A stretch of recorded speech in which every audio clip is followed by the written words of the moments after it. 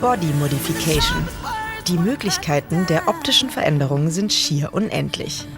Aber was motiviert Menschen dazu? Was nehmen sie dafür auf sich und wo sind vielleicht auch Grenzen? Ich bin Maike Zorn und das will ich herausfinden. Eins der sichtbarsten Body Modification Tools ist ja ein Tattoo. Und ich treffe heute jemanden, der sehr, sehr viele davon hat und bin aufgeregt, weil ich werde mir mein erstes selber stechen lassen. Also heute wird's spannend. Da drüben ist schon der Laden, ich gehe mal rein. Das My Story in Wiesbaden. Hallo. Ach, hi. Du bist der Bora? Ja, und du bist die Maike? Jawohl, hi. Freut mich. Schön, dass du da bist.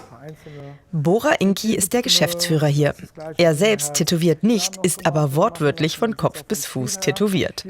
Seit er 18 Jahre alt ist, kommen stetig Motive hinzu. Freie Stellen gibt es an seinem Körper kaum noch.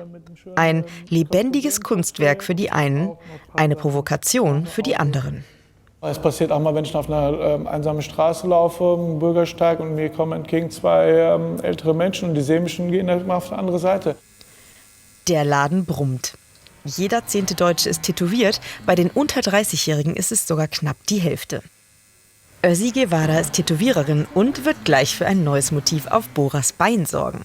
Ich will von ihr wissen, warum sich Menschen tätowieren lassen. Es ist was Rebellisches auch, finde ich. Und es ist auch nichts für jedermann. Es ist wahrscheinlich auch nicht für jeden Menschen gedacht, tätowiert rumzulaufen. Ich glaube, es ist grundlegend auch was für mutige Menschen. Vielleicht auch für Menschen, die in diesem Moment einfach nur etwas spüren möchten. Spüren tut man zumindest das Eindringen der Tätowiernadel in die Haut. Wie weh das tut, hängt vom individuellen Schmerzempfinden ab. Ich frage mich, warum tut Bora sich das überhaupt immer wieder an? Alles nur wegen der Optik? Wenn es mir schlecht geht, das ist bei vielen so, das ist wie Therapie. Es ist echt wie Therapie, sich tätowieren zu lassen. Dann lässt man sich tätowieren. Aber erinnert dich das nicht auch an die schlimmen Momente dann total? Also weil du immer wieder weißt, Ja, da ging es mir schlecht. Das sollte jemandem eine Kraft geben, dass man es halt überwunden hat. Immer wieder.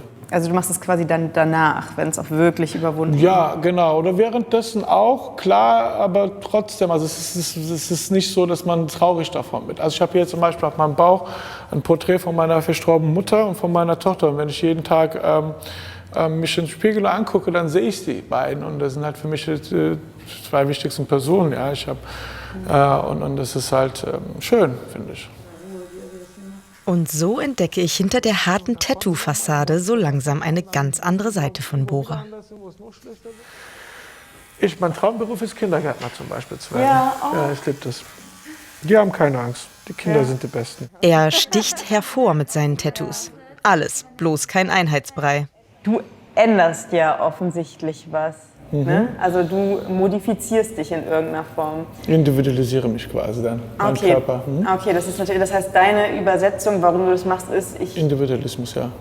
Nicht also komplett. Ich meine, jeder hat zwei Arme, jeder hat zwei Augen oder beziehungsweise Beine und so weiter. Hautfarben sind in der Regel auch fast ähnlich oder identisch oder gleich, sind nicht so viele verschiedene Hautfarben. Aber wenn man natürlich ein paar Bilder drauf hat, ist man halt dann anders.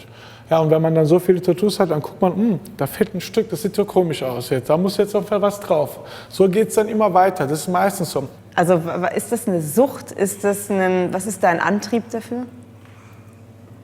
Über Süchte kann man natürlich reden, weil jeder hat irgendwelche Süchte. Ne? Also Sucht, es ist auch eine Sucht, klar, es ist eine Sucht.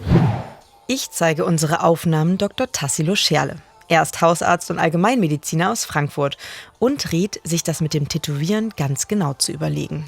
Gerade jetzt bei so großflächigen Tattoos gibt es natürlich vieles, was wir relativ kritisch sehen aus einer medizinischen Sicht. Das eine ist erstmal, dass interessanterweise die tätowierte Haut nicht so stark am Schweißprozess teilnimmt.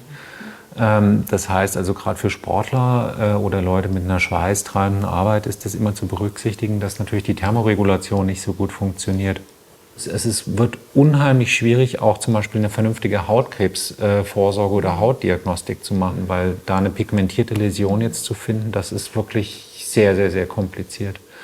Und dann natürlich ist ein ganz großes Problem, dass sie durch das Einbringen der Farbe in die Dermis natürlich Reaktionen im Körper hervorrufen können.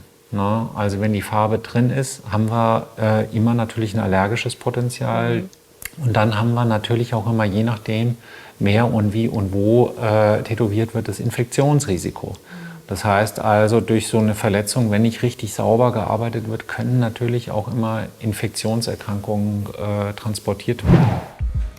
Ich entscheide mich trotzdem dafür, mein lang ersehntes erstes Tattoo machen zu lassen.